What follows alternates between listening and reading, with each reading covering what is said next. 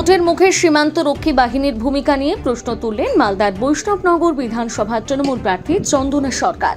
তার অভিযোগ, সীমান্তরক্ষী বাহিনীর একাংশ ভোটারদের প্রভাবিত করার চেষ্টা করছে। চন্দনা সরকারের দাবি, সীমান্তরক্ষী বাহিনী কেন্দ্রীয় সরকারের অধীনস্থ হওয়ায় তাদের ওপর কোনো নির্দেশিকা থাকতে পারে। বিশেষ করে সীমান্তবর্তী গ্রামগুলোতে বিএসএফ এর তরফে ভীতি প্রদর্শনের অভিযোগও তোলেন তিনি। তবে তৃণমূল প্রার্থীর এই অভিযোগ উড়িয়ে দিয়েছেন বিজেপি নেতা তথা মালদা দক্ষিণ সাংগঠনিক জেলার প্রাক্তন সভাপতি পার্থ সারথী ঘোষ। তার পাল্টা দাবি, গত 5 বছরে এলাকায় তৃণমূলের কোনো উন্নয়নমূলক কাজ হয়নি, উল্টে সাধারণ মানুষের সঙ্গে দুর্ব্যবহার করা হয়েছে। সেই কারণে নিজেদের পক্ষে ভোট টানতে এই ধরনের অভিযোগ তোলা হচ্ছে বলে তিনি দাবি করেন। এই বিষয়ে তৃণমূল প্রার্থী চন্দনা সরকার ও বিজেপি প্রার্থী পার্থ সারথী ঘোষ কি জানিয়েছেন, শুনুন। কিন্তু আমাদের কাছে খবর এর আগেও এসছে বহুবার যে সীমান্তবর্তী এলাকায় এই যে বিএসএফরা কিন্তু ভোটারদের নানা রকম ভাবে ভীতি, একটা সন্ত্রাস সৃষ্টি করার চেষ্টা করে। কি বলে তারা মূলত বিএসএফরা কি বলে? তারা বিভিন্ন জায়গায়, সবাই যে খারাপ তা না, সব বিএসএফ খারাপ সেটা না, আমি বলবো না সব বিএসএফ খারাপ।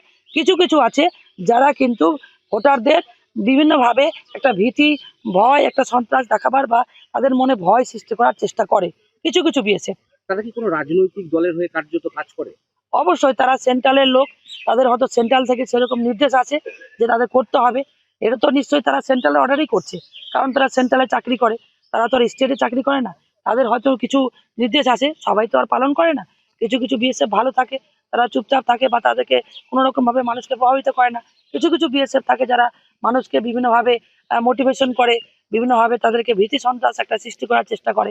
সত্যতা তো সাধারণ মানুষই বুঝতে পারছে। অ্যাকচুয়ালি বিশেষ করে তৃণমূলের তো কোনো ইস্যু নেই, আর বিশেষ করে আমি বৈষ্ণবনগরের যে বিধায়ক আছে তার যা বিগত 5 বছরে তাকে নিয়ে মানুষ যা ভুক্তভোগী, মানুষের সঙ্গে যে অপব্যবহার করেছে, তার মানুষের কাছে গিয়ে কিছু বলার নেই।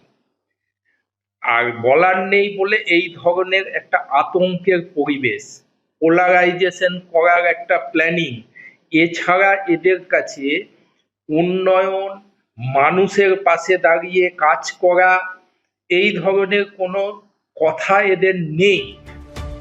বিধানসভা নির্বাচনের আগে এই ইস্যুকে কেন্দ্র করে সরগরম হয়ে উঠেছে মালদার বৈষ্ণবনগর কেন্দ্র। মালদা থেকে পরিতোষ সরকারের প্রতিবেদন, নিউজ টুডে।